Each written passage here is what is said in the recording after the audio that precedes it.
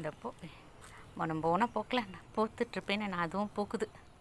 ரொம்ப சந்தோஷமாக இருக்குது. இந்த மாதிரி பூக்களெல்லாம் வந்து பார்க்குறப்ப கொஞ்ச நேரம் மேலே மாடிக்கு வந்துட்டு ஏற முடியல தான். அப்புறம் செடியெல்லாம் வச்சுட்டோமா வந்து பார்க்கணுமே, வாரத்தில் ஒரு நாளாவது மேலே ஏறி வந்து பார்க்குறது. காகித பூவும் பூக்க ஆரம்பிச்சிருச்சு வெயிலுக்கு. இங்கே பாருங்கள், சூப்பராக பூத்துருக்காங்க. இது ஒரு கலரு, இது ஒரு கலர், 2 கலர் இருக்குது. இதுலேயே ஒரு சங்குப்பூ செடி முளைச்சது, நான் அதை எடுக்காமலே விட்டுட்டேன். அது நிறைய பூ கொடுத்துக்குதுங்க. நான் வெள்ளை சங்குப்பூ தான், நிறைய பூ.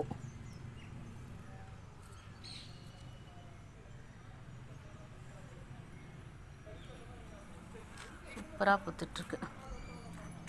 அப்புறம் பார்த்தா ஜாதி பூவுக்கு வந்து குட்டியாக ஒரு பந்தல் போட்டு, இதை என்னால் முடிஞ்சது, ஏன்னா பந்தல் போடுறதுக்கு இடம் இல்லை, ஏதோ ஒரு 2 குச்சியை வச்சு அந்த இடத்துல ஒரு பந்தல் போட்டு ஜாதி பூ வச்சுருக்கேன். அப்புறம் பார்த்தா இந்த சைடு இது வந்துட்டு ரோஜா மல்லி பூத்துருச்சு. பூத்து நாங்கள் பூவெல்லாம் பறிச்சிட்டோம், பூ முடிஞ்சிருச்சு. இது இருவாச்சி, நல்லா பூத்துச்சுங்க, நிறைய பூத்துச்சு. அப்புறம் வந்து கேசவர்த்தினி, மல்லிகைப்பூ, செம்பருத்தி எல்லாமே இந்த பக்கத்தில் வச்சுருக்கேன். இது வந்து பாரிஜாதம், அதுவுமே நிறைய மொட்டுக்கள் வந்துட்டு என்ன ஆச்சுன்னா அப்படியே பழுத்து கீழே விழுந்துருச்சு. ஒரு வேளை மழைக்கு அந்த மாதிரி ஆயிடுச்சா இல்லை எது நோய் தாக்குதலான்னு எனக்கு தெரியலை. இனிமேல் தான் அதுக்கு என்னான்னு பார்க்கணும்.